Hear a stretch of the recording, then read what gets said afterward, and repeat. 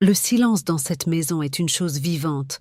Il a le poids des mots que ma propre fille, Clara, a utilisés pour me briser, bien avant que ses mains ne fassent de même. Je la regarde, cette maison, chaque recoin imprégné d'un souvenir d'elle, et je me demande à quel moment précis tout a basculé. Comment l'amour inconditionnel d'une mère peut-il devenir une arme tournée contre elle? Avant que je vous raconte tout, dites-moi dans les commentaires depuis quel pays vous m'écoutez. Et si vous aimez les histoires comme la mienne, merci de liker la vidéo et de vous abonner. Votre soutien m'aide à continuer. Mon regard se pose sur la cheminée, sur la petite poupée de porcelaine que je lui avais offerte pour ses 7 ans. Son visage est figé dans un sourire peint. Ses yeux de verre fixent un point invisible dans le salon. Elle n'a pas changé en 50 ans. Immaculée, parfaite. Un vestige d'une innocence que je croyais éternelle. Je me souviens encore de ses petites mains potelées se refermant sur la boîte, de son cri de joie qui avait résonné contre ces mêmes murs. C'était une époque où mon amour suffisait, où ma présence était un réconfort, pas un fardeau. Je me demande si elle se souvient encore de ce jour. Ou si, comme le reste, ce n'est plus qu'un détail sans importance, une vieille chose encombrante dans le grenier de sa mémoire. Le téléphone a vibré sur la table basse, brisant la quiétude pesante. Le nom de Clara s'est affiché. Mon cœur a fait une embardée, un mélange insensé d'espoir et de crainte. C'est ça, le piège d'être mère. Même après la plus profonde des blessures, une part de nous attend toujours l'appel qui réparera tout. J'ai décroché, essayant de garder ma voix neutre. Allô? Sa voix était mielleuse, le ton qu'elle employait toujours quand elle avait besoin de quelque chose. Maman, comment vas-tu? J'espère que je ne te dérange pas. Elle ne dérangeait jamais. Ou plutôt, j'avais passé ma vie à faire en sorte qu'elle ne puisse jamais me déranger. Non, ma chérie, tout va bien. Et toi? Des nouvelles pour la maison? Je savais pourquoi elle appelait. La signature finale pour le prêt immobilier approchait. Un prêt que je garantissais entièrement, engageant ma propre maison, la maison de son père, pour qu'elle et son mari puissent avoir leur départ de rêve. Un nid parfait pour une famille parfaite. C'est ce que je me disais. Oui, justement, tout avance si bien. Le notaire a confirmé pour la semaine prochaine. On est tellement excités, tu n'imagines pas. Marc est en train de choisir les couleurs pour la chambre du bébé. Un bébé. Mon futur petit enfant. La corde sensible sur laquelle elle jouait avec une maîtrise déconcertante. J'ai souri, une grimace triste que le téléphone ne pouvait pas trahir. C'est merveilleux, Clara. Je suis si heureuse pour vous. Il y a eu un court silence, puis elle a ajouté, d'un ton qui se voulait léger. On parlait justement de l'aménagement. Tu sais, avec tes meubles, on se disait que peut-être qu'ils ne sont pas tout à fait dans le style qu'on recherche. C'est un intérieur très moderne, tu comprends. Le coup était subtil, mais il a touché sa cible, mes meubles. Les meubles que son père et moi avions choisis ensemble. La commode en chêne massif sur laquelle elle avait fait ses premiers pas. Le fauteuil dans lequel je lui lisais des histoires. Des choses démodées, encombrantes. Ai-je été trop naïve toutes ces années? Ai-je confondu son besoin et son amour au point de ne plus voir la différence? J'ai ravalé ma peine. Je comprends, ma chérie. Ne vous inquiétez pas pour ça. Ce sont vos choix. Sa voix s'est immédiatement radoucie, soulagée d'avoir évité une confrontation. Oh, merci. Maman, t'es la meilleure. Je savais que tu comprendrais. Elle a continué à parler du plan de travail en quartz, du parquet clair, de la grande baie vitrée donnant sur le jardin. Chaque mot était une pelletée de terre sur le monde que j'avais construit, l'enterrant sous un vernis de modernité dans lequel je n'avais visiblement pas ma place. Qu'auriez-vous fait si votre propre enfant décrivait votre vie entière comme un simple obstacle à son bonheur esthétique? J'écoutais, le regard toujours fixé sur la poupée de porcelaine. Son sourire imperturbable me narguait. C'est alors que j'ai posé la question qui a tout fait basculer, la question innocente qui a révélé la monstrueuse vérité cachée sous le vernis. Ce sera magnifique. J'ai hâte de voir ça. Quand est-ce que je pourrai venir visiter le chantier avec vous? Le silence à l'autre bout du fil a été plus assourdissant que n'importe quel cri. Ce n'était pas une hésitation. C'était un calcul. J'ai entendu sa respiration, un léger soupir, comme si ma simple question était une charge épuisante. Puis sa voix est revenue, changée, froide, dépouillée de toute chaleur. Maman, il faut qu'on soit clair. On apprécie énormément ton aide, vraiment. Mais c'est une nouvelle étape pour nous, pour notre famille. On pense que ce serait mieux si tu nous laissais nous installer d'abord. Seuls. On a besoin de notre espace. L'espace, c'est le mot qu'elle a utilisé pour creuser un fossé entre nous, un abîme que je ne savais pas encore comment traverser, ni la noirceur qu'il contenait. Mon mari Arthur m'avait prévenu. Un soir, quelques mois avant sa mort, alors que nous regardions Clara et Marc repartir après un dîner, il avait posé sa main sur la mienne. Sa paume était chaude, mais sa voix était glaciale de certitude. Cet homme ne regarde pas notre fille, Juliette. Il regarde notre vie. J'avais balayé sa remarque d'un geste, la mettant sur le compte de sa méfiance paternelle. J'avais défendu Marc, son ambition, l'amour qu'il portait prétendument à Clara. Arthur n'avait pas insisté, mais le silence qui avait suivi pesait une tonne. Ce silence me revient aujourd'hui, assourdissant, rempli de la vérité que j'ai refusé de voir. Pourquoi n'ai-je pas écouté la seule personne qui voyait clair à travers le brouillard de mon amour maternel? Le clic du téléphone qui avait mis fin à notre conversation résonne encore dans ma tête. C'était un son sec, définitif. Le son d'une porte qui se ferme. Après, il n'y a eu que le vrombissement du réfrigérateur et le tic-tac de la vieille horloge du salon, chaque seconde marquant le temps qui s'écoulait dans un monde soudainement étranger. Le mot « espace » flottait dans l'air, toxique. Ce n'était pas un besoin d'indépendance, c'était un bannissement poli, une mise à l'écart chirurgicale. Je suis restée assise pendant près d'une heure, le téléphone posé sur mes genoux, mon thé devenu froid à côté de moi. Le quiet dread, cette peur sourde et rampante, s'est installé dans le creux de mon estomac. Ce n'était plus le choc de la trahison, mais l'anticipation glacée de ce qui allait suivre. Je savais, avec une certitude terrifiante, que ce n'était que le début. Et je n'ai pas eu à attendre longtemps. 2 heures plus tard, une voiture s'est garée devant la maison. La leur. Mon cœur s'est emballé. Ils n'avaient pas prévenu. Je les ai vus descendre, Clara marchant d'un pas rapide, le visage fermé, et Marc la suivant, un porte-document en cuir à la main, un sourire de façade plaqué sur les lèvres. Il portait le masque du gendre parfait, celui qui vient apaiser une petite querelle de famille. J'ai ouvert la porte avant même qu'il ne sonne. Marc a pris la parole le premier, sa voix mielleuse contrastant violemment avec la tension palpable. « Juliette, on passait dans le coin. On s'est dit qu'on allait venir voir si tout allait bien. Clara s'est inquiétée après votre appel. » Il a posé une main sur l'épaule de ma fille, qui évitait mon regard. Clara, l'actrice docile. Inquiète? Son silence au téléphone m'avait raconté une autre histoire. Je les ai laissés entrer, mon propre salon me semblant soudainement un territoire hostile. Ils se sont assis sur le canapé, à la place même où Arthur s'asseyait. Une profanation silencieuse. C'est Marc qui a mené la conversation, ou plutôt le monologue. Il parlait de malentendus, de la difficulté de communiquer ses émotions, du stress lié à l'achat d'une maison et à l'arrivée d'un bébé. Il me parlait comme à une enfant, avec une patience condescendante. Ce que Clara essayait de dire, maladroitement, c'est que nous voulons que tu profites de ta tranquillité. Tu as tant fait pour nous. Nous ne voulons pas être un fardeau. L'idée, c'est de simplifier les choses pour toi, de te décharger.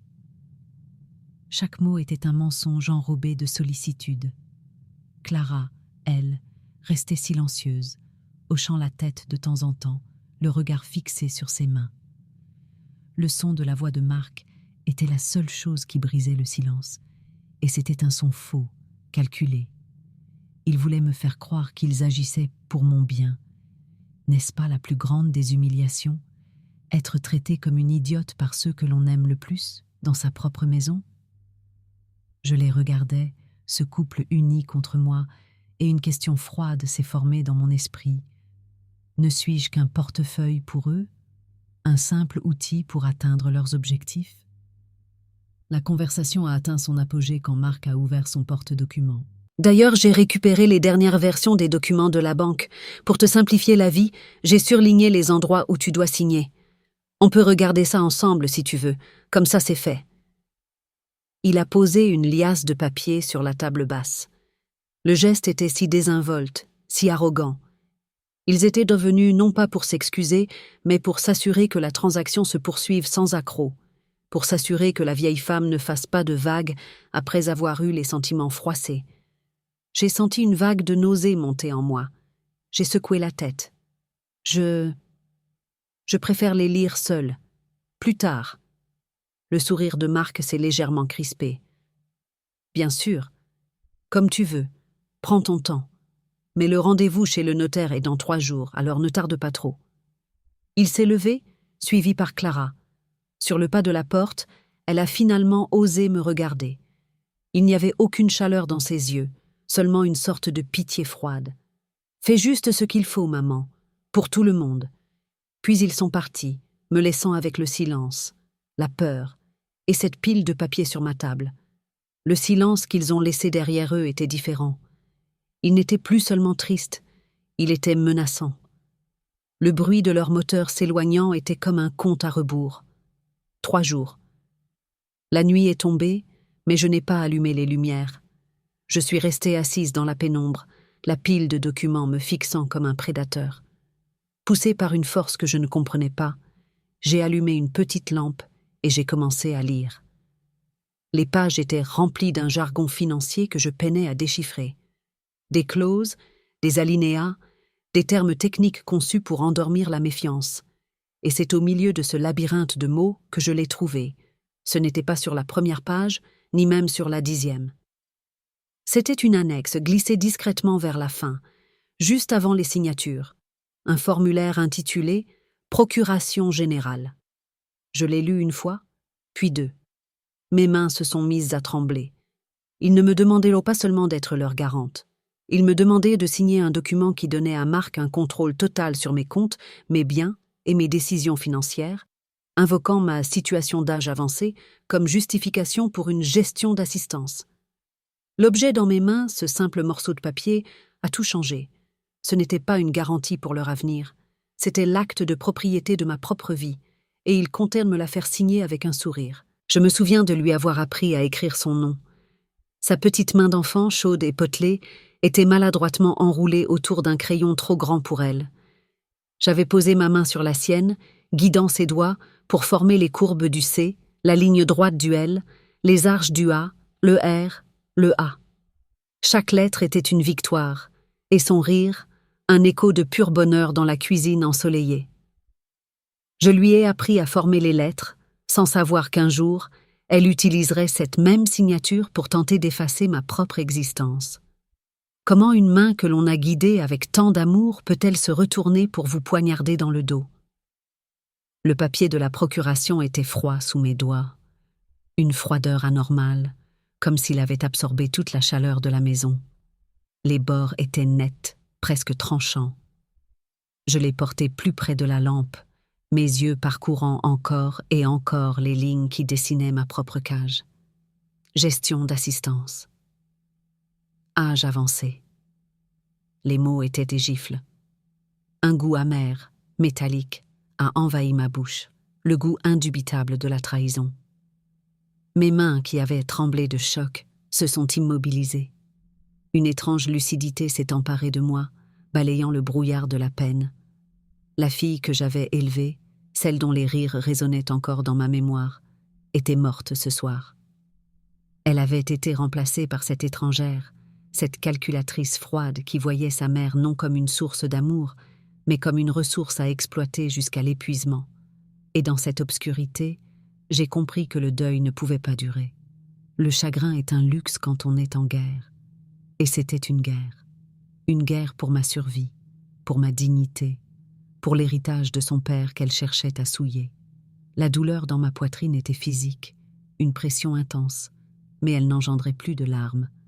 Elle se cristallisait en une force nouvelle, une rage froide et pure. Le visage d'Arthur m'est revenu en mémoire, ses yeux pleins d'une inquiétude que j'avais balayée. Le regret m'a transpercé, non pas de l'avoir mal aimé, mais de l'avoir aimé aveuglément. J'avais été sa complice par mon ignorance. J'avais nourri le monstre en croyant nourrir l'enfant. Dites-moi, est-ce que le pardon est toujours une vertu quand la trahison est si totale, si méticuleusement planifiée? L'horloge du salon a sonné minuit. Le son grave a vibré à travers le plancher. 3 jours. Moins de 3 jours maintenant. Le temps était mon ennemi, mais il pouvait aussi devenir mon arme. Il comptait sur ma lenteur, sur ma peine, sur mon ignorance des procédures. Il pensait que j'allais signer, peut-être après quelques larmes, quelques protestations vite apaisées par de fausses promesses. Ils avaient sous-estimé une chose. La femme qu'ils essayaient de détruire était la même qui avait tout construit. J'ai posé la procuration sur la table. À côté, la carte de visite du conseiller bancaire, un certain monsieur Moreau, que Marc avait laissé bien en évidence.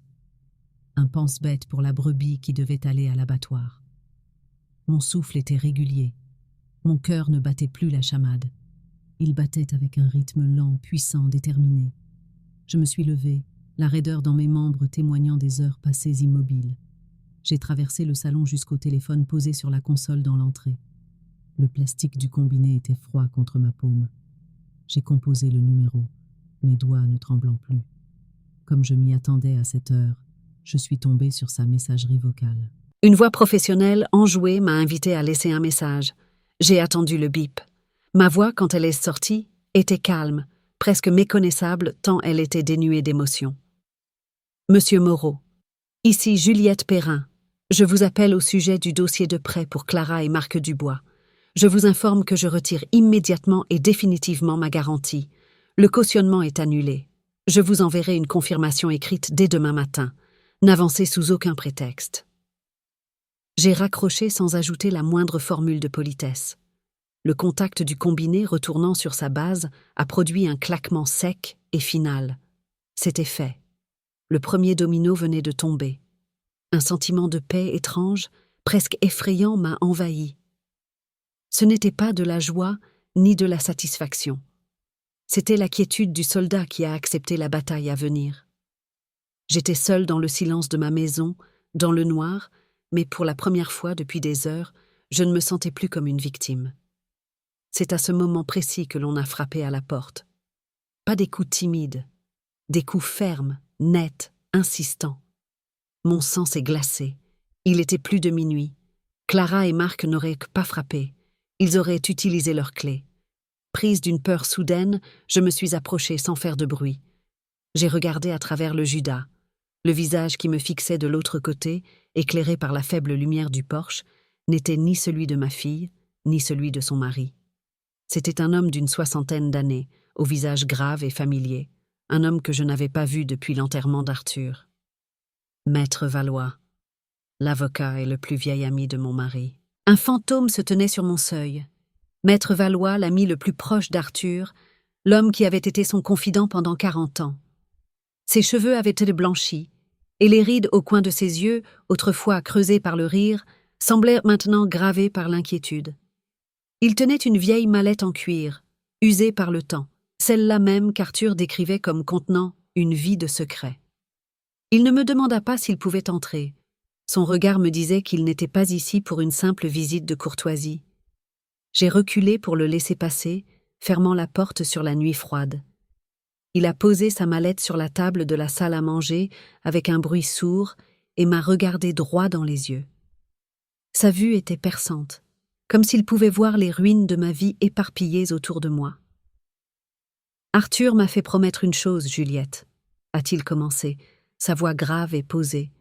Il m'a dit « Si un jour tu sens que Juliette est en danger, pas un danger physique, mais un danger qui vient de l'intérieur de nos murs, donne-lui ceci, pas avant. » Je crois que ce jour est arrivé. De sa mallette, il a sorti une seule enveloppe scellée, jaunie par le temps. Mon nom y était écrit, de la main d'Arthur. C'était un secret qui dormait depuis des années, attendant que le cauchemar commence. Mes doigts tremblaient en brisant le seau de cire. À l'intérieur, il n'y avait pas une longue lettre, mais un document juridique. Un codicille à son testament, accompagné d'une note manuscrite. La note était courte. « Ma Juliette, si tu lis ceci, C'est que ma plus grande peur s'est réalisée. Je ne t'ai jamais laissé sans défense. Fais confiance à Valois. Il sait quoi faire. Je t'aime, pour toujours. Ah. Le choc de cette vérité cachée m'a frappé plus fort que la trahison de Clara. Arthur avait su. Il avait vu la graine de la cupidité chez notre fille et avait préparé des fortifications pour me protéger au-delà de sa propre mort. Je n'étais pas seule. Je ne l'avais jamais été. Maître Valois a repris la parole, son ton devenant celui de l'avocat, précis et sans fioriture. Arthur a placé la quasi-totalité de ses actifs, y compris cette maison et les portefeuilles d'investissement, dans une fiducie révocable. Officiellement, vous en êtes la bénéficiaire et Clara l'héritière à votre mort. Mais il y a une clause, la clause 12B. Il l'appelait la clause du cœur brisé. Il a pointé un paragraphe sur le document. Elle stipule que si vous, en tant que fiduciaire principale, jugez qu'une action de l'héritière désignée représente une menace malveillante pour votre bien-être ou pour le patrimoine familial, vous avez le droit unilatéral et irrévocable de la déshériter complètement et de nommer un nouveau bénéficiaire. J'ai relu la phrase, les mots dansant devant mes yeux. Ce n'était pas une simple arme, c'était un bouclier de titane qu'Arthur avait forgé pour moi.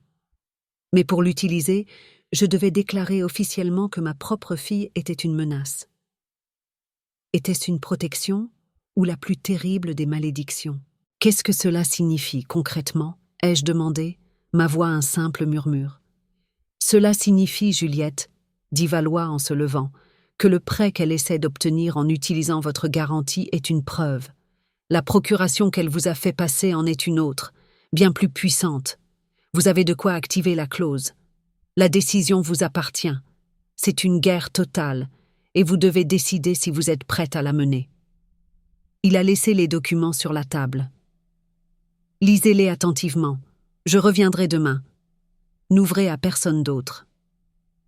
Il s'est dirigé vers la porte, s'arrêtant un instant, la main sur la poignée. Arthur vous savait plus forte que vous ne le pensiez. Il est temps de le prouver.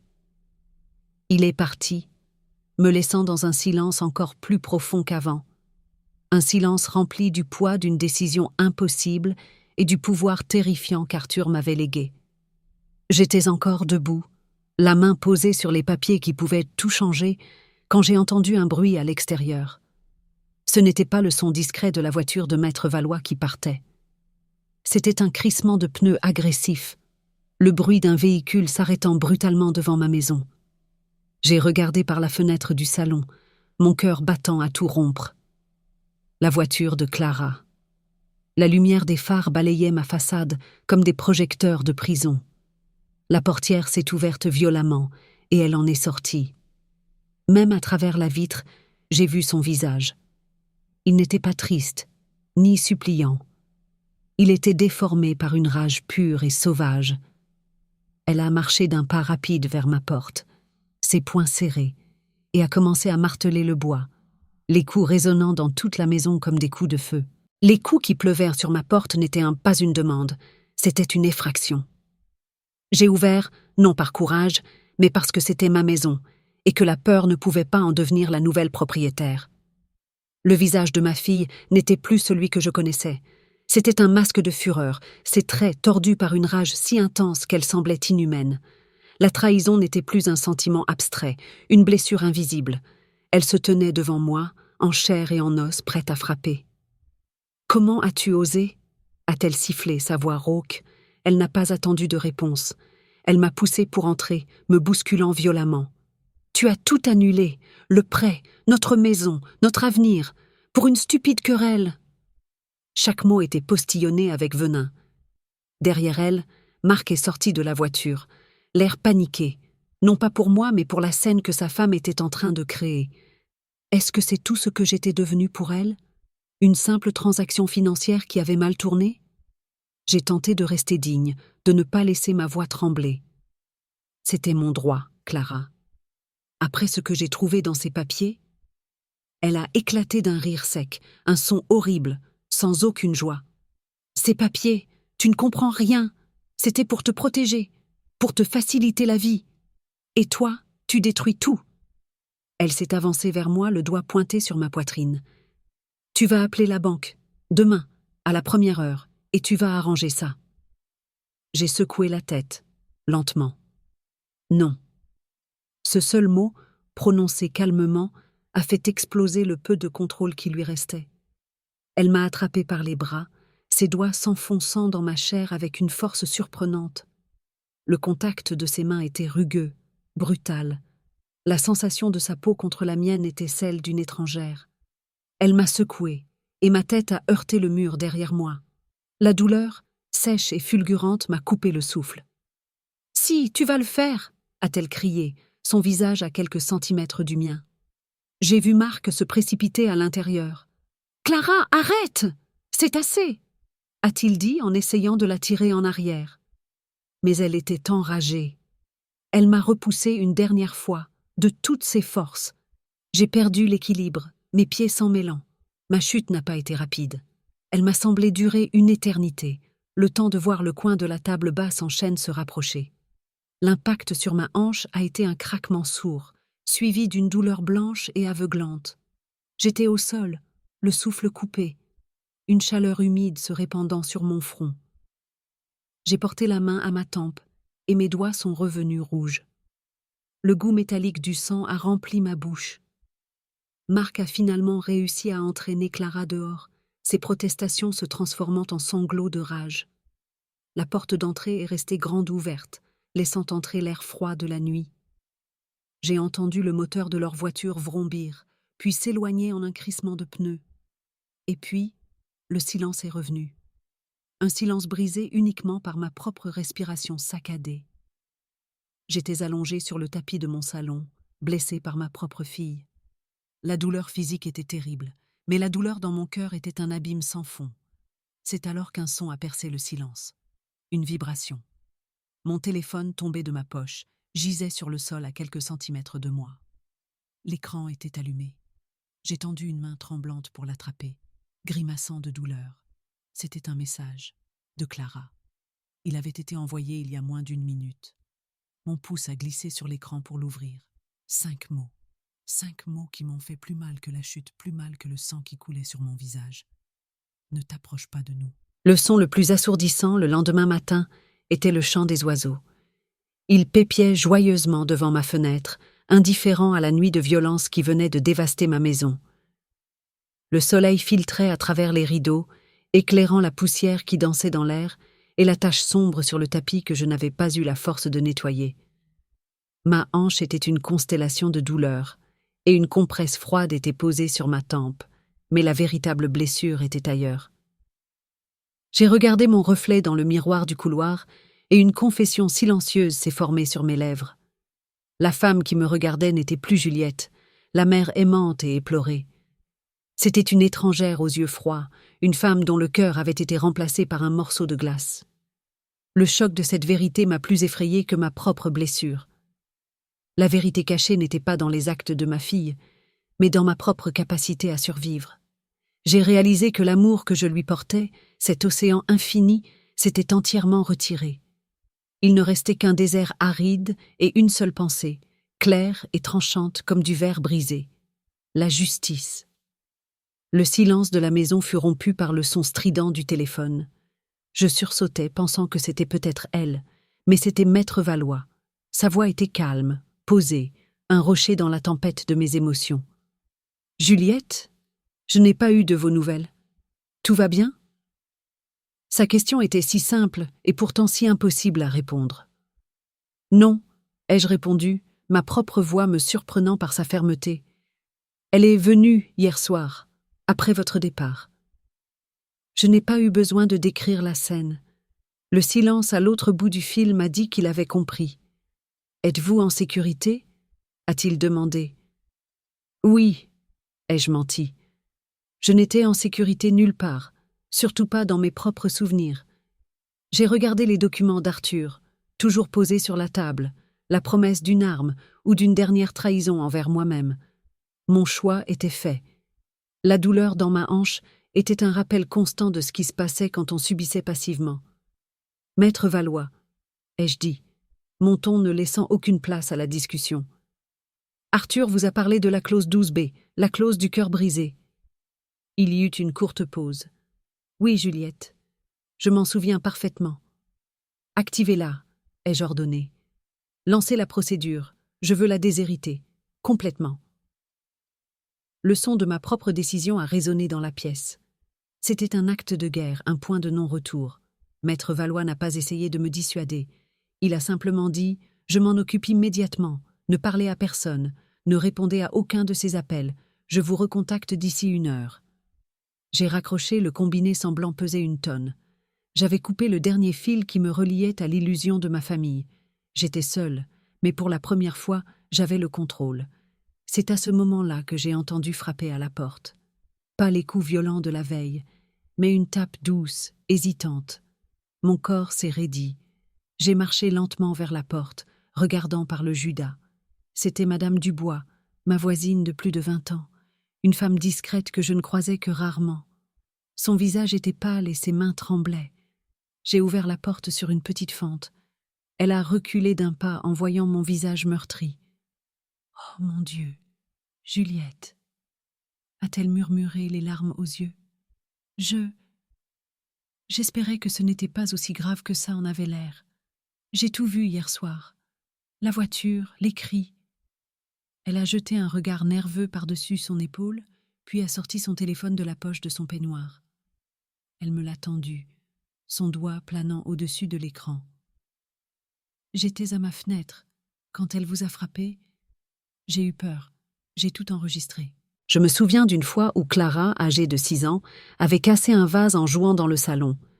Elle avait accusé le chat avec des larmes de crocodile dans les yeux. Je m'étais agenouillée devant elle, et au lieu de la gronder, j'avais essuyé ses larmes. Je lui avais expliqué que la vérité, même si elle fait peur, est un fil solide, tandis que le mensonge est un fil pourri qui finit toujours par casser et nous faire tomber. Elle avait fini par avouer, et je l'avais serrée dans mes bras.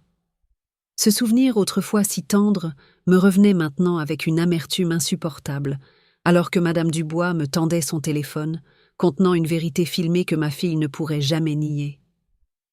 Comment cette petite fille, qui avait appris la valeur de la vérité dans mes bras, était-elle devenue cette femme qui vivait dans le mensonge et la violence?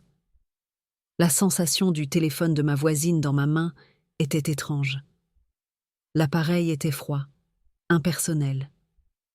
J'ai appuyé sur play.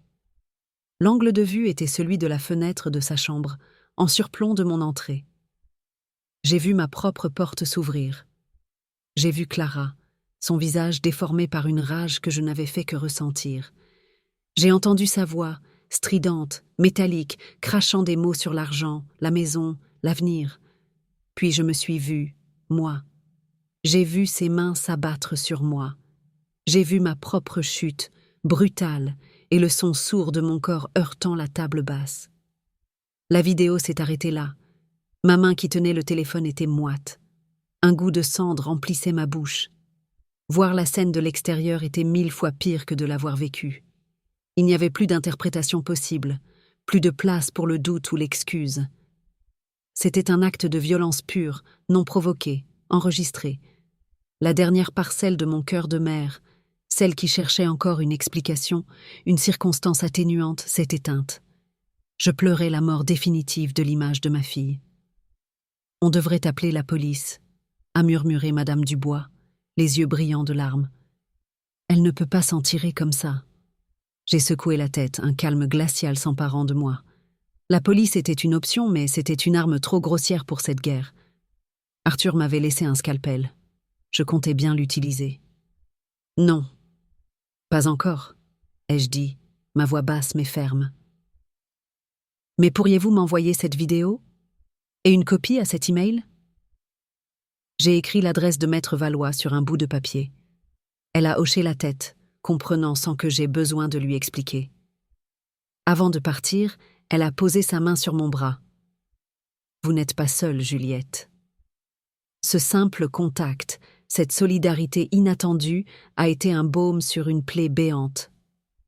Après son départ, je me suis sentie, pour la première fois, investie d'un pouvoir nouveau. Je n'avais plus seulement un plan de défense juridique, j'avais des preuves irréfutables. La partie d'échecs venait de basculer en ma faveur. J'étais en train de transférer le fichier vidéo sur mon propre ordinateur quand mon téléphone a vibré. Ce n'était pas un appel ou un message. C'était une notification d'une application de réseau social que j'utilisais rarement. Curieuse, j'ai ouvert. C'était une publication de Clara, mise en ligne il y a à peine 10 minutes. La photo était un portrait lumineux d'elle et de Marc, souriant, le visage empreint d'une fausse sérénité. C'est la légende en dessous qui m'a glacée jusqu'à la moelle. Parfois, la plus grande preuve d'amour est de prendre des décisions difficiles pour ceux qui ne le peuvent plus. Nous traversons une période familiale compliquée, mais nous faisons face avec amour et patience à la douleur de voir un parent décliner. Merci pour votre soutien. Des dizaines de commentaires de sympathie affluaient déjà. Elle ne se contentait pas de m'attaquer en privé. Elle était en train de m'enterrer publiquement, me peignant comme une vieille femme sénile et confuse pour justifier ses actes.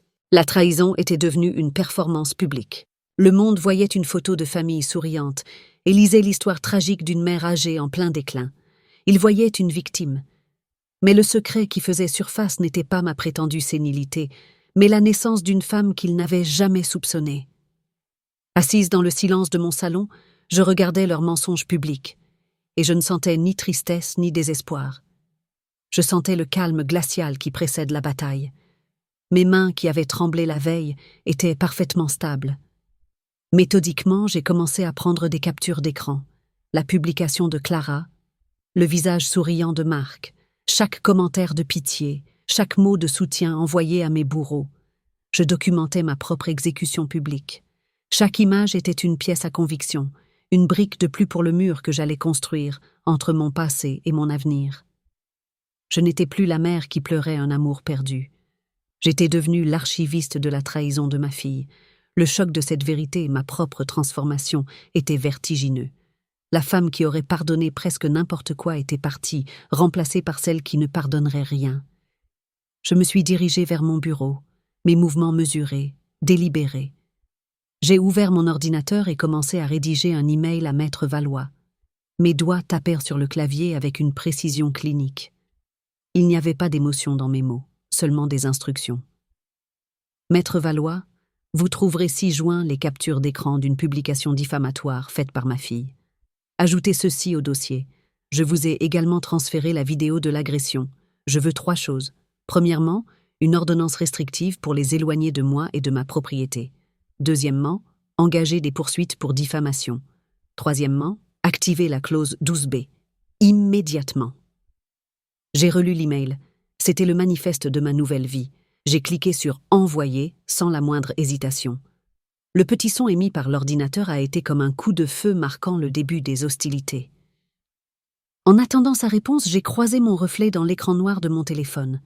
Le visage qui me fixait était pâle, meurtri, mais mes yeux brillaient d'une lueur dure et déterminée que je ne m'étais jamais connue.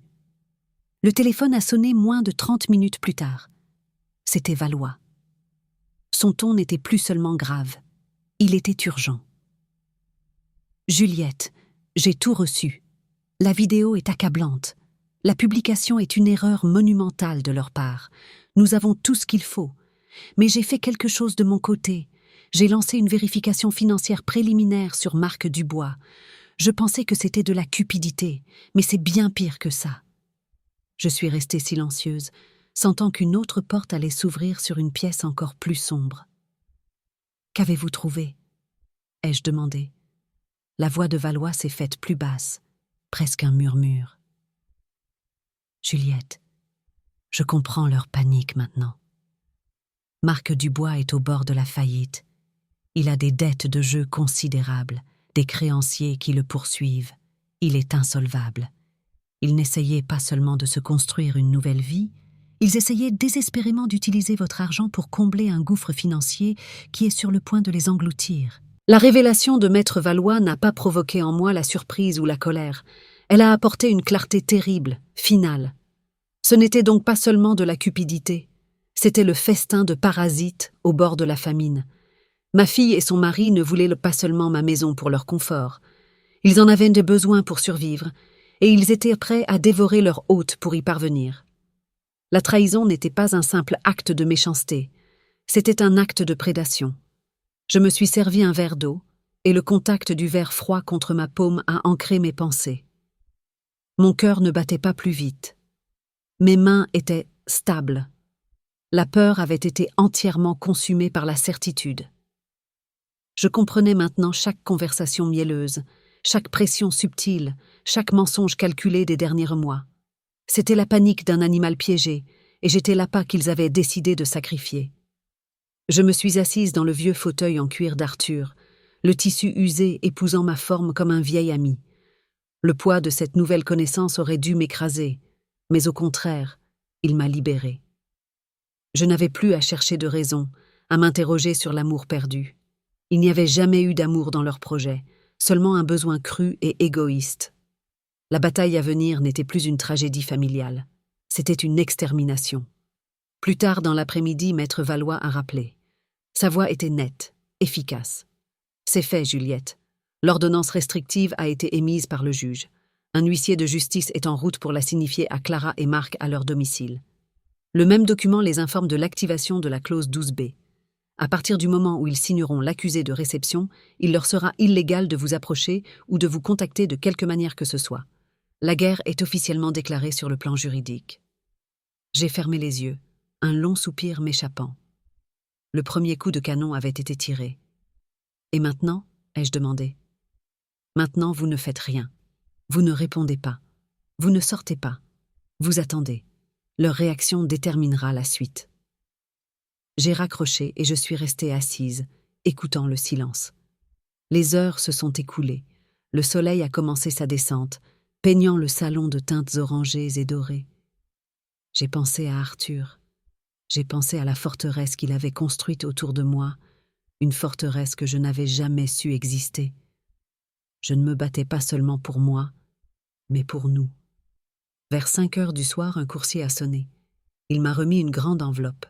À l'intérieur, mes copies de l'ordonnance restrictive, estampillées du sceau du tribunal, et la confirmation que Clara et Marc avaient au bien accusé réception il y a moins d'1 heure. Je tenais la preuve de ma victoire légale dans mes mains. La sensation du papier officiel, épais et important, était la sensation du pouvoir qui avait changé de camp. C'est à ce moment précis que je l'ai entendu. La voiture, le même crissement de pneus agressif que l'autre soir, mais cette fois-ci, il y avait une note de désespoir pur dans le bruit. J'ai regardé par la fenêtre. Ils étaient là. Ils ont jailli de la voiture, laissant les portières ouvertes. Clara tenait un papier à la main, sa copie de l'ordonnance, et le secouait en l'air comme une arme. Son visage n'était plus seulement enragé. Il était décomposé par la panique de celui qui a tout perdu. Ils ont ignoré la barrière de mon portail et se sont précipités vers ma porte d'entrée, violant l'ordonnance du tribunal quelques minutes seulement après l'avoir reçue. Le danger n'était plus une menace lointaine. Il était sur mon seuil, et il était sur le point de défoncer la porte.